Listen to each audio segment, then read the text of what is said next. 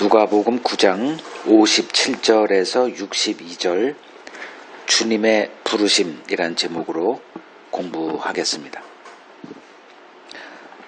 자, 먼저 57절에서 58절 같이 읽겠습니다. 길 가실 때 어떤 사람이 여짜오되 어디로 가시든지 나는 따르리이다. 예수께서 이르시되 여우도 굴이 있고 공중의 새도 집이 있으되 인자는 머리 둘 곳이 없도다 하시고. 자, 오늘 본문을 보면 세 사람이 등장을 해요. 그 가운데 한 사람이 먼저 주님에게 제자가 되겠다 이렇게 자원하는 모습을 보이고, 그리고 나머지 두 사람은 주님이 직접 나를 따르라, 거기에 대한 그들의 반응이 이제 기록되어 있어요. 그럼 먼저 57절에서 58절에 등장하는 자기가 자발적으로 주의 제자가 되겠다고 한 사람, 거기에 주님은 어떤 반응을 하셨는가, 그 주님의 반응 속에 담겨진 이 사람이 주님의 제자가 되고 싶어 했던 그 의도는 무엇이었는가 보죠. 이제 주님이 길 가실 때, 여기서 길 가실 때라는 것은 이제 예루살렘을 향해서 가시는 그 과정 속에서 벌어진 사건이다, 이제 이렇게 보면 되고요. 어떤 사람이 이제 주께 나와요. 그리고 어디로 가시든지 저는 주님을 따르겠습니다 라는 각오를 이렇게 얘기를 합니다. 그러니까 앞으로 어떤 어려움이 있든지 이에 상관없이 주님을 끝까지 함께하며 따르겠다, 이제 고백을 한 거예요. 그냥 단순히 주를 따르는 자가 되겠다 이렇게 한 것이 아니라 12 제자들과 같이 주님과 함께 동고동락하면서 주를 따르겠다라고, 주님의 제자가 되겠다, 자신을 제자로 받아주세요, 이러한 요구를 한 겁니다. 이러한 그를 향해서 주님께서 여우도 굴이 있고 공중의 새도 집이 있으되 인자는 머리 둘 곳이 없도다, 이렇게 말씀을 하십니다. 그러니까 주님의 이 답변 안에 이 사람이 왜 주를 따라서 주님의 제자가 되고 싶어 했는지 그 의도가 이렇게 드러나죠. 그가 예수의 제자가 되려고 했던 이유는 예수님에 의해서 세워질 왕국에서 남보다 더 높은 지위를 얻고자 했기 때문이라는 것은 누구나 이렇게 추론해 볼 수 있습니다. 즉 그는 주님의 왕국의 개국 공신이 되기를 원했던 겁니다. 이를 위해서 지금의 어떤 고난도 인내하고 견디겠다는 이제 각오를 내비친 거예요. 이런 사람들이 교회에 상당히 많죠. 지금 이 땅에서 고난 얼마든지 감당하겠습니다.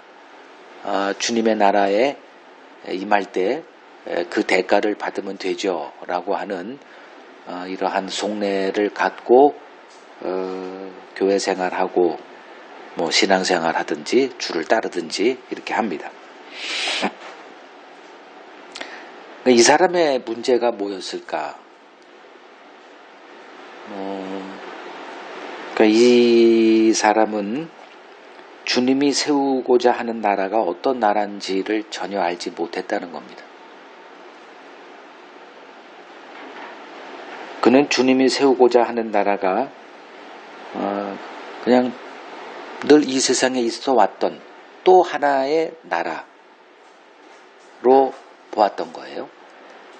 근데 주님은 이 땅에 그러한 나라 세우려고 오시지 않으신 분이죠. 주님이 세우고자 했던 나라는 전혀 다른 나라예요. 이것을 그가 캐치를 못했던 겁니다. 이 땅에 속한 사람들은 주님이 세우고자 하는 그 하늘에 속한 나라의 실체를 무슨 일이 있어도 보지 못합니다.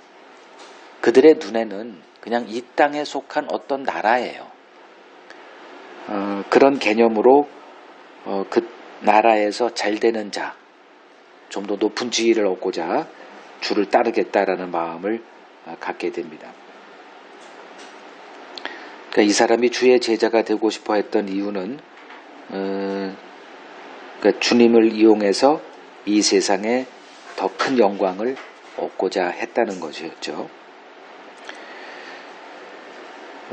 그러나 주님이 지금까지 쭉 보여왔던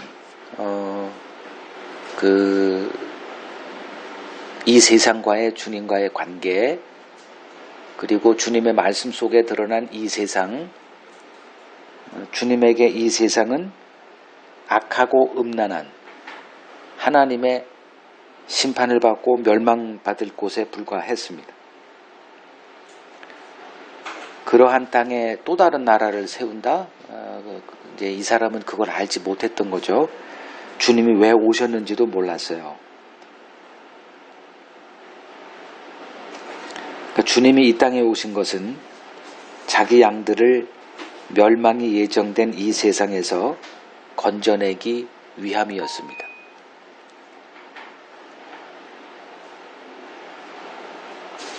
그러니까 이 세상에서 건진다는 게 뭘 의미하느냐 하면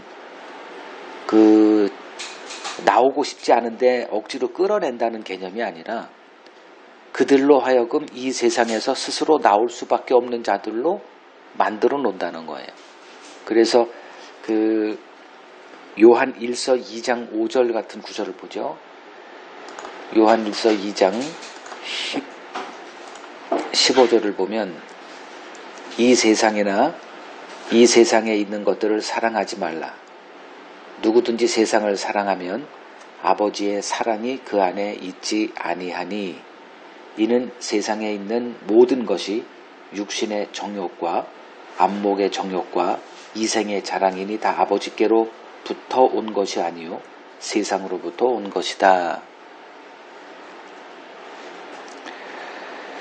또 한 구절 보죠. 야고보서 4장 4절. 가늠한 여인들아 세상과 벗된 것이 하나님과 원수됨을 알지 못하느냐? 그런즉 누구든지 세상과 벗이 되고자 하는 자는 스스로 하나님과 원수가 되는 것이니라. 그러니까 이 세상에서 건지러 오셨다. 그래서 그리스도에게 속한 자가 되게 하신다. 이 말은 주님께서 우리를 이 세상의 실체를 아는 자로 세우시겠다는 뜻이에요. 이 세상이 하나님의 관점에서 어떤 나라들인가, 어떤 곳인가, 이것을 알게 해준다는 거예요. 그것을 이제 우리가 배워나가야 되는 거죠.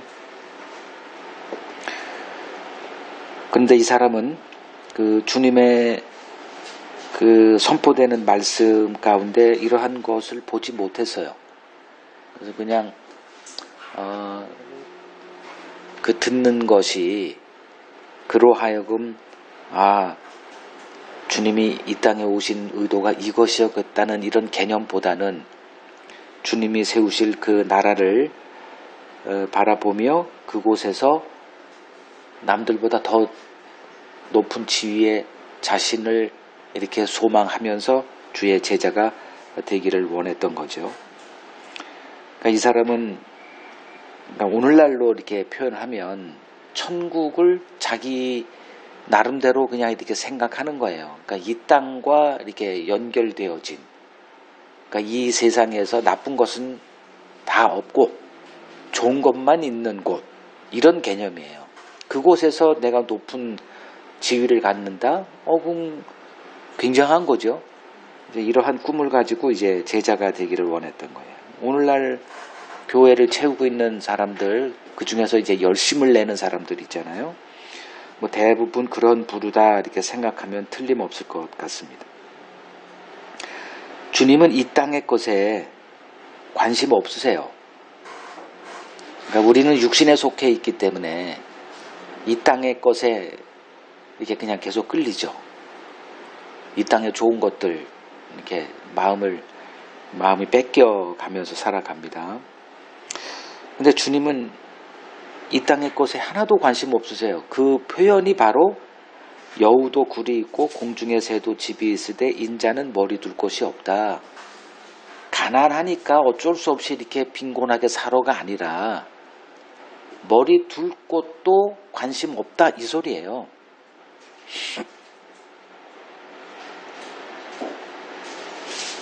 그 이유는 이 땅이 어떤 곳인지를 바로 보고 계셨기 때문에 그랬던 겁니다.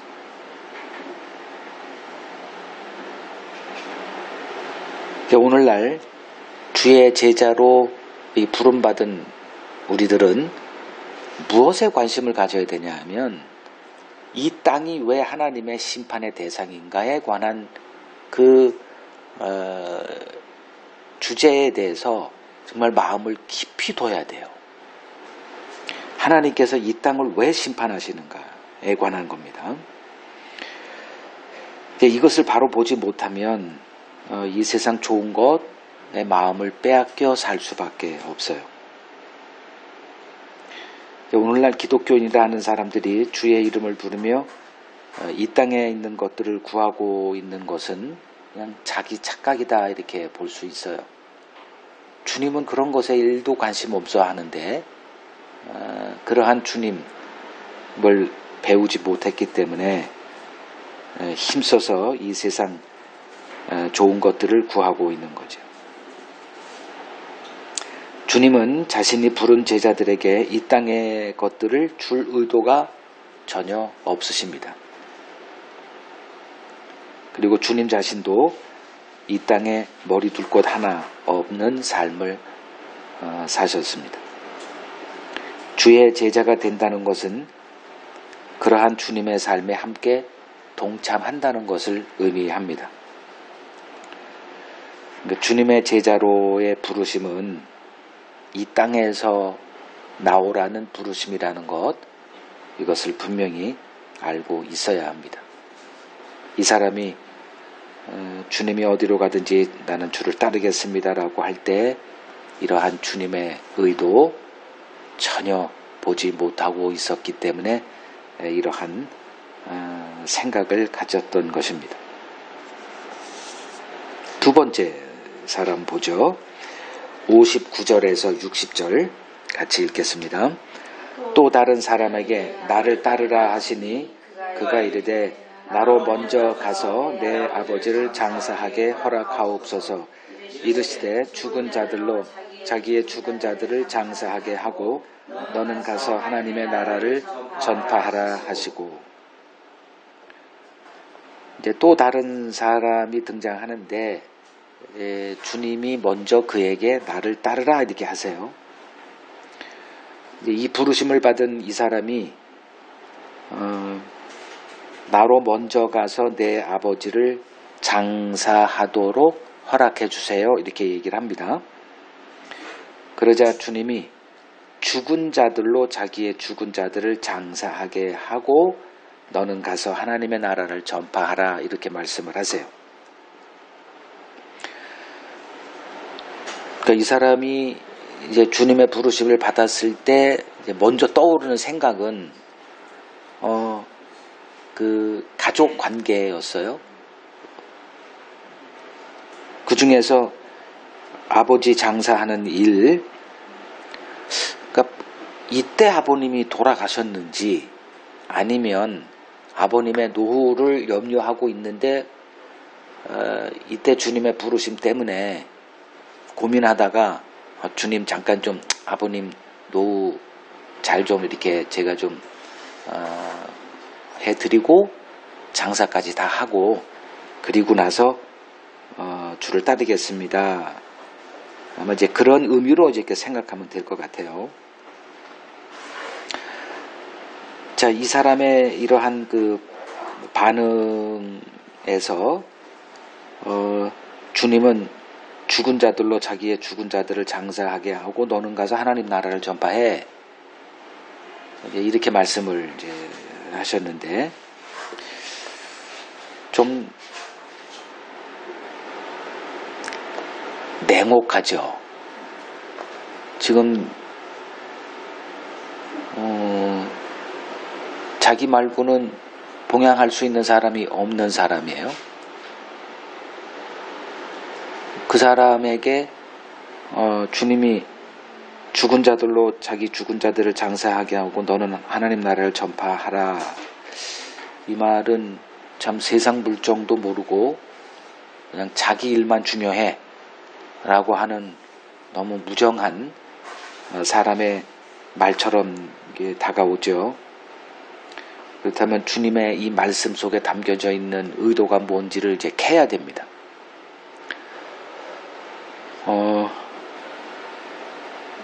이 세상 사람들은 가족, 친구, 동료, 이 사회생활을 하다 보면서 맺어지는 이런 인맥 가운데 이렇게 매여서 살아가죠. 인맥의 끈에 매여 살아가지 않는 사람은 한 명도 없습니다. 이것을 끊고 산다는 것은 삶을 포기하는 것과 같아요.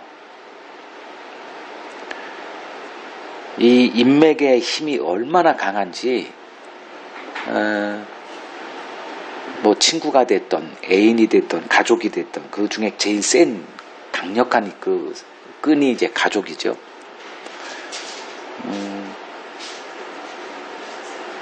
그 가족이든 친구든 동료든 이 인맥의 끈을 붙들고 서로 살아가요.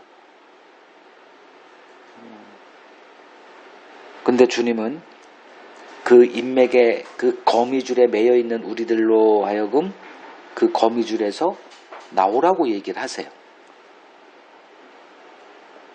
왜 그럴까? 60절에 주님의 답변에서 답이 나오죠. 죽은 자들로 자기 죽은 자들을 장사하게 하라. 굉장히 불쾌한 말이죠. 아직 살아있어요. 근데 살아있는 자들인데 주님은 죽은 자들로 그 죽은 자들을 장사하게. 그러니까 죽은 자나 산 자나 다 죽은 자예요. 그냥 육체만 죽은 거예요. 그러니까 호흡하고 있다고 산 자가 아니라는 거예요. 주님에게는. 그러니까 주님의 눈에는 모든 인간은 그냥 다 죽은 자들이에요. 그 죽은 자들의 세계에 주님이 생명으로 오셨어요. 그리고 그 생명의 일을 하기 위해서 제자들을 이제 부르세요. 근데 또 장사하러 간대요. 이런 개념이거든요. 이 땅에 속해서 하루하루 허덕이고 살아가는 사람들에게 주님의 이 말씀이 다가올까요? 와닿지가 않죠. 그래서 주님의 이 한 말씀 깊게 묵상해야 돼요.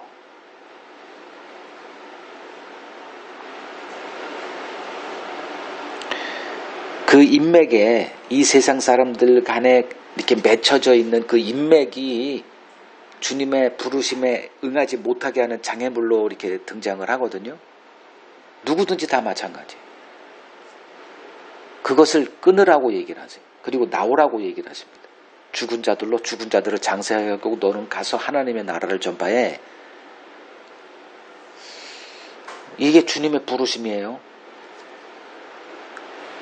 그냥 나와 함께 잘 있다가 천국에 가자가 아니라 이 의도로 제자들을 부르셨다는 거예요. 주님의 이 부르심이 어떤 부르심인가 이제 우리가 알아가야 됩니다. 그 인맥의 거미줄에 매여 있는 우리들을 주님이 찾아와서 나오라고 얘기하시는 거예요. 나를 따르라가 바로 그 인맥의 거미줄에서 나오라 이제 이 말이에요. 왜냐하면 너희들에게 그 거미줄은 그 인맥의 거미줄은 생명을 줄 것 같고 유익할 것 같지만 주님에게는 사망에 매여 있는 줄에 불과해요. 그 사망 안에 놓여 있는 이 세상의 모든 것들은 주님에게 아무 의미도 없습니다. 그저 이 세상 안에서만 잠시 의미가 있을 뿐이에요.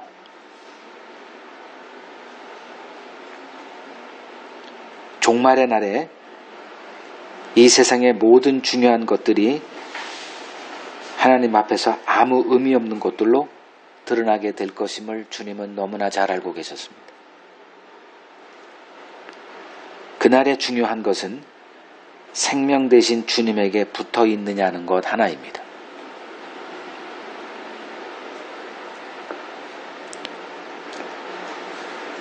그러니까 이 부르심에 응할 수 있는 자는 누군가? 내가 죽은 자라는 것을 아는 거예요. 내가 살아있다라고 생각하는 사람이 주를 따를 수는 없습니다. 그 사람들이 주를 따른다고 할 때는 맨 처음에 등장했던 이런 의도로는 주를 따를 수는 있죠.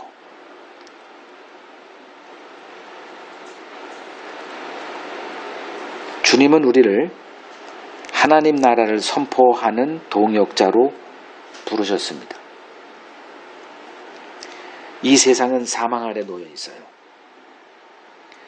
이들에게 생명으로 오신 그리스도를 선포하는 일보다 더 중요한 일은 없습니다. 이 일은 부모의 장례식도 내팽개치고 수행해야 할 시급하고 중요한 일이라는 것을 주님은 지금 선언하고 계십니다. 주님께서 우리를 제자로 부르심은 그리스도를 통해 세워질 그 생명의 나라를 전파하는 자들로 세워나가시기 위해서였습니다. 그렇다면 우리는 지금 어떠한 것에 관심을 두고 살아야 하는지 깊이 생각할 수 있어야 됩니다. 주님은 우리를 이 땅의 일이 아닌 하나님의 나라의 일에 마음을 두고 사는 자들로 부르신 것입니다. 그래서 신자는 죽음이 무엇인지를 바로 알아야 되고 생명으로 오신 주님, 그 주님의 실체에 대해서 정확하게 알아야 하는 것입니다. 이제 마지막 한 사람을 보죠. 61절에서 62절 같이 읽습니다. 또 다른 사람이 이르되 주여 내가 주를 따르겠나이다마는 나로 먼저 내 가족을 작별하게 허락하소서.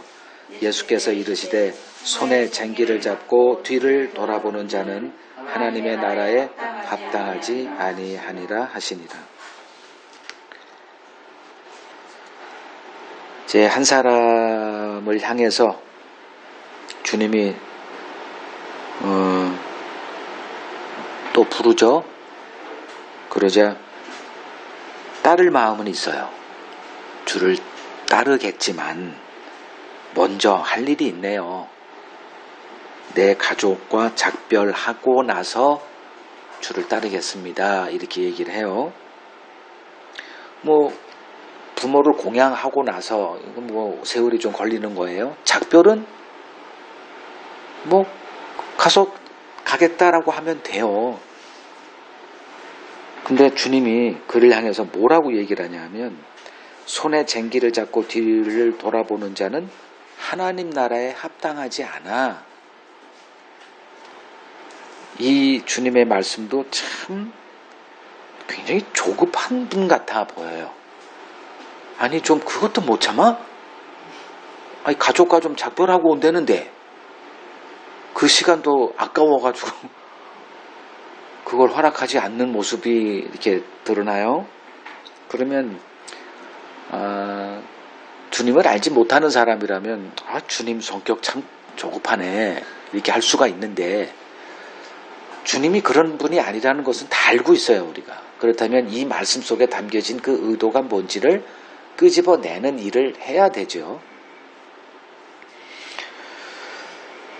당시 예수를 따른다는 것은 직업, 생계의 수단이죠. 그리고 가족 모두를 버린다는 것을 의미했습니다. 지금 주님의 제자 된 사람들이 다 그 모양이에요. 다 버려야만 따라갈 수 있어요. 왜냐하면 주님이 같이 동고동락 하자고 했기 때문에. 그냥 오늘날 같이 이렇게 뭐 일주일에 한 번 교회 가고 뭐 이런 것을 주를 따르는 것도 이렇게 생각하는데, 당시 이제 제자라고 한다면은 가족이고 직업이고 다 버려야 돼요. 그래서 이 사람이 이제 주님의 부르심을 받고, 가족과 헤어져야 되는구나 해서 이제 가족들과 작별한 다음에 주를 따르겠다, 이렇게 생각을 하고 주께 이렇게 얘기를 한 거예요. 그런데 예수님은 그러한 생각이 하나님 나라에 합당하지 않은 생각이다라고 얘기를 하세요. 그러니까 뭐를 얘기한 거냐 하면, 가족을 먼저 생각한다는 것에 이제 빈점이 있어요. 가족과 작별한다는 게 문제가 아니고, 이 사람의 마음속에는 가족이 먼저였어요.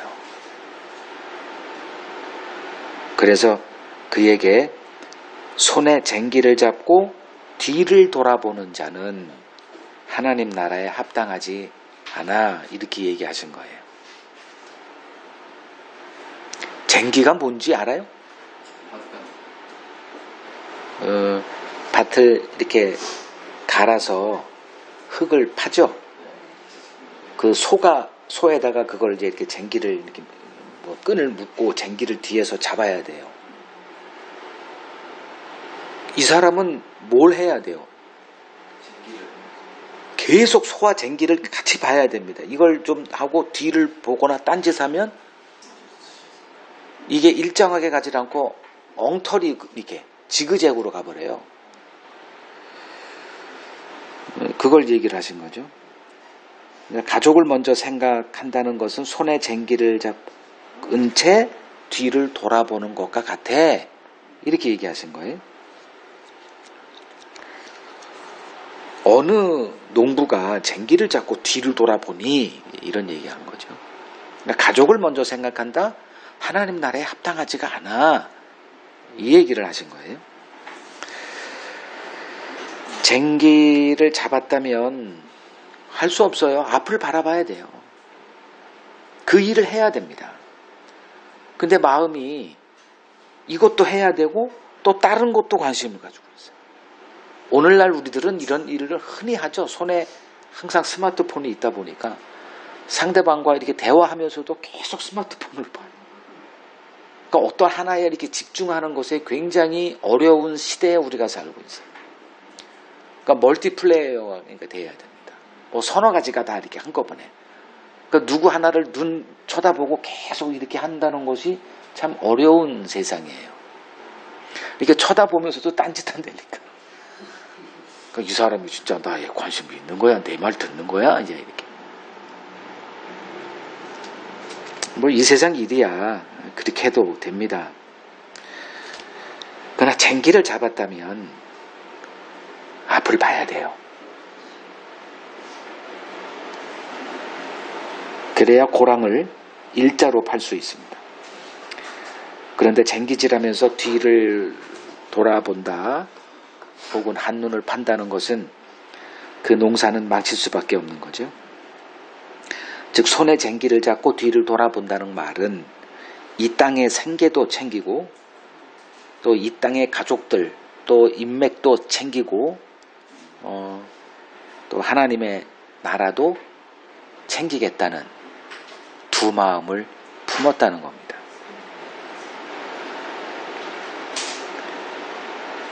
하나님의 나라는 두 마음이 용납되지 않는다는 것을 주님이 말씀하고 계세요. 자, 가족과 작별한다, 이걸 하지 말라는 얘기가 아니에요. 그의 마음속에 두 마음이 있음을 아시고 그 두 마음으로는 안 돼, 그 말씀을 하신 거예요. 구약에 부르심을 받고 가족과 작별한 한 예가 있어요. 누군지 혹시 떠올라요? 엘리야가 누구를 찾아가요? 엘리야의 제자가 누구였죠? 엘리사였죠. 그 열왕기상 19장을 보면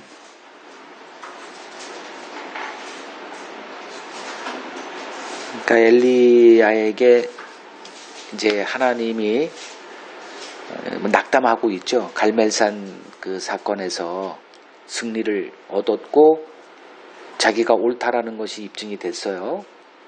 근데 아무도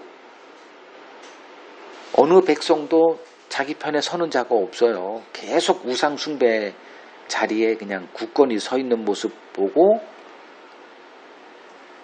낙담해서 지금 몇 번 자살하려고 하고 그러다가 하나님의 산으로 지금 도망와 있는 굴 속에서 그를 이제 하나님께서 다시 회복시킨 다음에 일을 맡기는 게 너의 후계자를 세워라. 그가 이제 엘리사였습니다. 그래서 엘리사에게 찾아가서 그에게 그 망토를 집어 던지죠. 그 망토를 집어 던지는 게 부르심이었다는 게 그때 당시에 하나의 관행이었나 봅니다.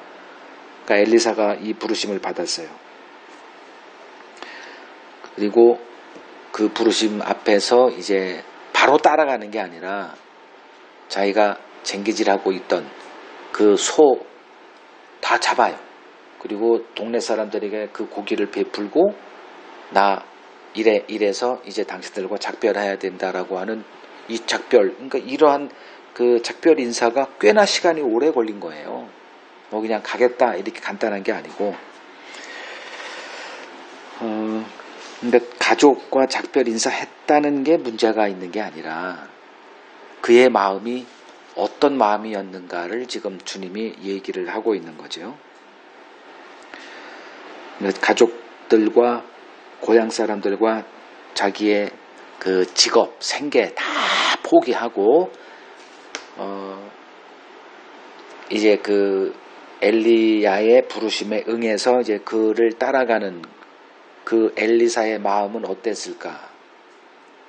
그 부르심이 얼마나 중차대한 부르심인가를 아는 자의 마음 아니겠어요?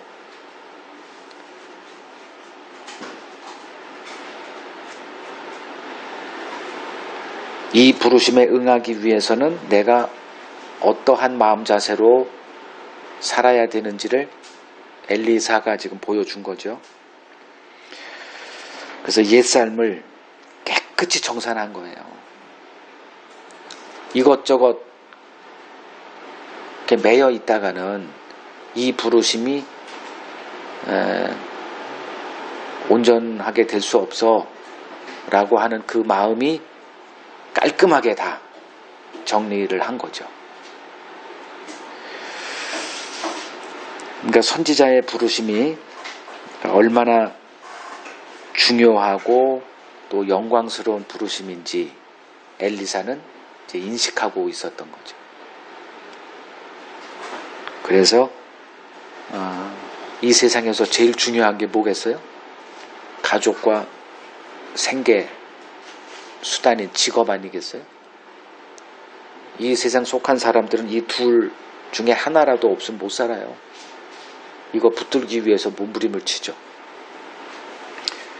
근데 하늘의 부르심을 받은 제자들은 그 부르심이 무엇인지를 이제 알아가야 되는 작업이 숙제로 남겨져 있어요.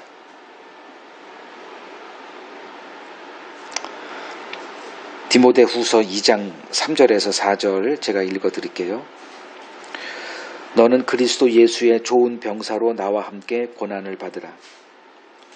병사로 복무하는 자는 자기 생활에 얽매이는 자가 하나도 없나니 이는 병사로 모집한 자를 기쁘게 하려 함이라.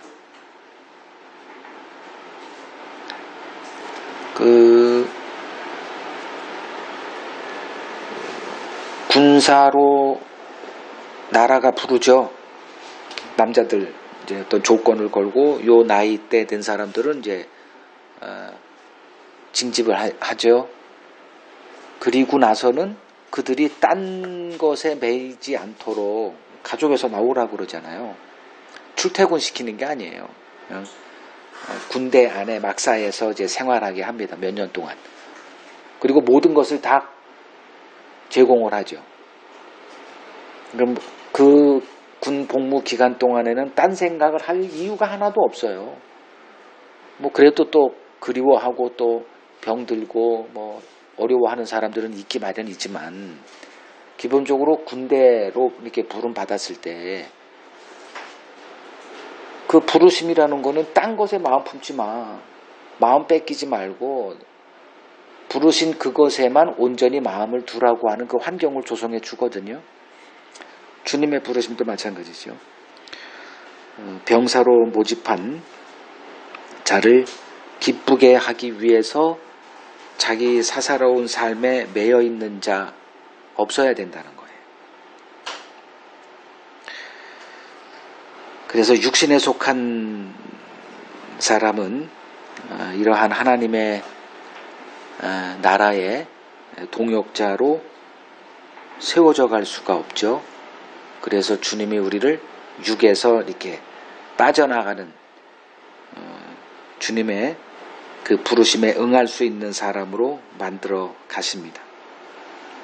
우리 스스로 그러한 사람 될 수가 없기 때문에 그래요. 주님께서 지금 어느 누구를 찾아가서 나를 따르라 주의 제자로 부르세요. 이 주님의 부르심은 어떤 부르심인가? 그리고 그 부르심을 받은 자들은 어떤 마음 자세로 그 부르심에 응해야 하는가? 오늘 말씀을 살폈습니다. 이 은혜가 바로 부르심의 은혜라는 거예요. 이 부르심 없이 주의 제자가 될 수가 없죠. 제일 첫 번째, 자기가 제자가 되고 했던 사람, 주님은 그런 자를 원하지 않으세요. 그들의 마음속에 무엇이 있는지 주님이 너무나 잘 알고 있기 때문에 자기가 찾아와서 제자가 되는 법은 없습니다. 주님은 항상 자신이 부르세요. 그리고 부르심에 합당한 자로 세워가는 그 은혜를 부어 주십니다. 그 은혜 가운데서 우리가 하나님의 나라에 합당한 자들로 세워져 갑니다. 저나 여러분들이나 이 하나님의 합당한 하나님 나라에 합당한 자로 세워져 가는 그 길에 서 있기를 소망합니다.